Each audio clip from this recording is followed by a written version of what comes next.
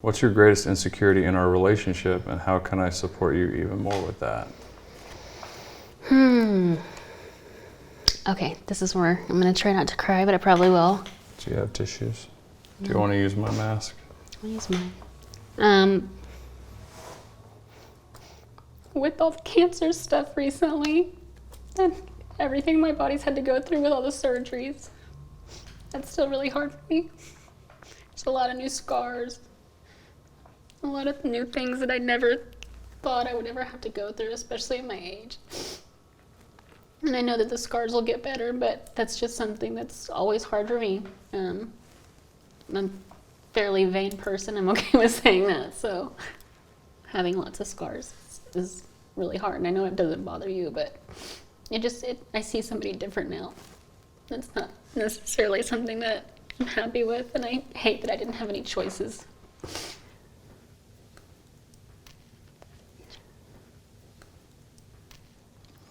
When you think of the first time we met, what do you remember feeling?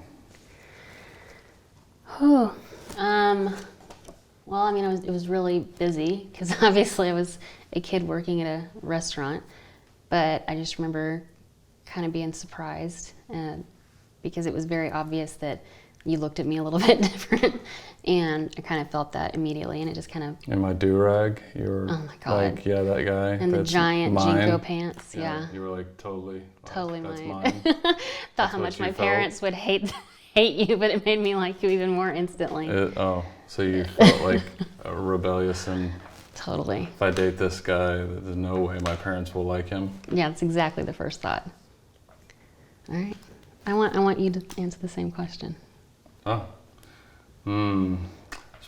Pretty excited. The feeling was more energetic because I was already young and stupid and making horrible decisions, but seeing you... Doesn't make me feel good. Seeing you standing there behind a cash register at a fast food Italian restaurant wearing that trucker hat was just like, yeah, it's got to be mine.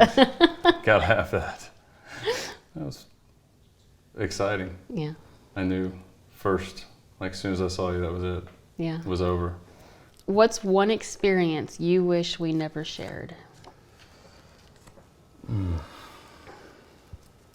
Never shared. Probably the car wreck. 2003. That changed a lot. Yeah. Changed, your mobility. Changed. I mean, I still drive like a race car driver, but you hate to drive. You don't want to do it ever. And I think that was such physical and emotional pain in a very isolated point in our life without family around. I wish that's one thing I wish never happened. When do you worry for me the most? When I'm struggling, like when I lost my dad, when we got the diagnosis. Because I hate that puts so much more on your plate, because you already have the world on your shoulders. And then, I knew that I was going to have to go through a lot physically, but I hated knowing that you and the kids, but especially you being dad and who you are, that was going to just add so much to you and so much pain. And it really broke my heart when you were the one that had to tell me about my dad. And you got the call from the police that he was gone, and then seeing you come out of the woods by the house, and then of course the look on your face, I knew something was wrong, and of course my heart just shattered. But I worried about you too, because you two were close, and I knew that was probably the worst call to ever get, rather than something happening to our kids. So whenever you have so much more you need to support me through, it makes me worry about you, because it's both of us. It all affects both of us in such an intense way.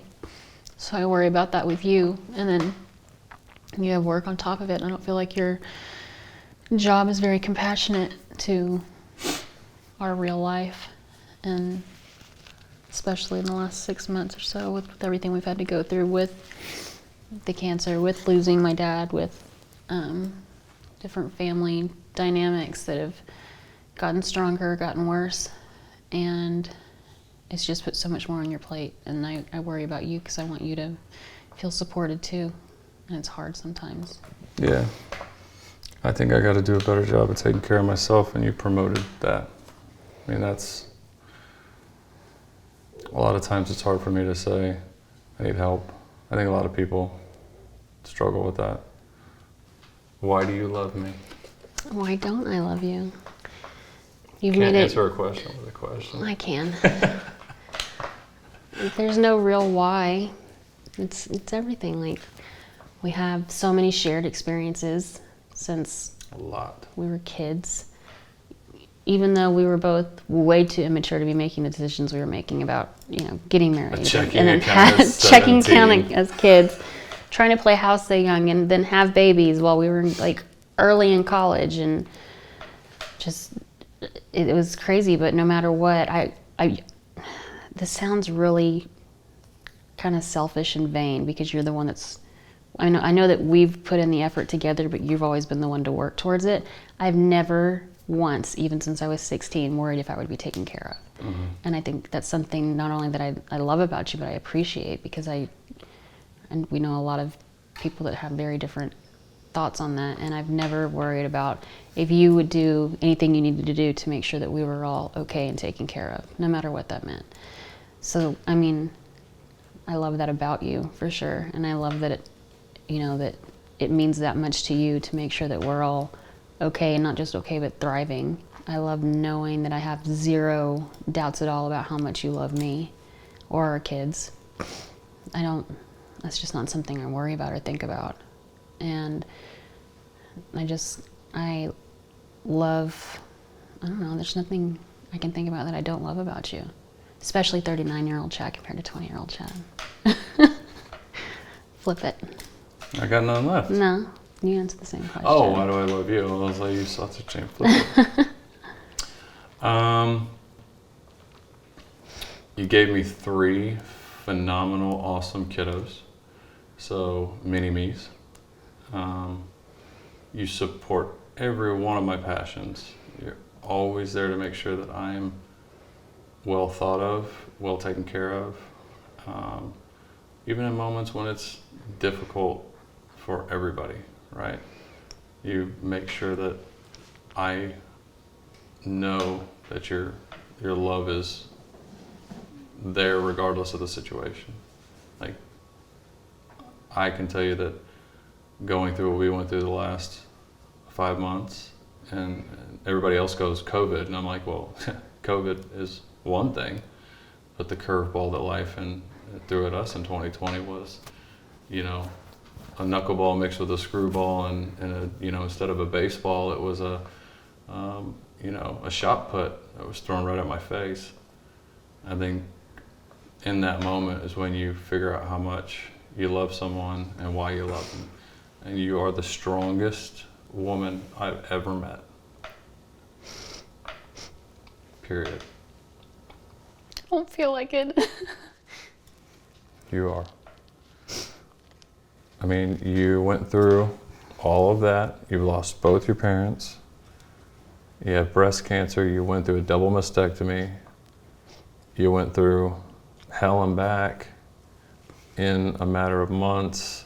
And now, this week, you stepped into that role and started back to work. Like, who fucking does that? Crazy person. And that's why, like, when we watch Wonder Woman on Christmas Day, hey, that's great. Wonder Woman, I'm married to her. If this were to be our last conversation, what's something you'd never want me to forget?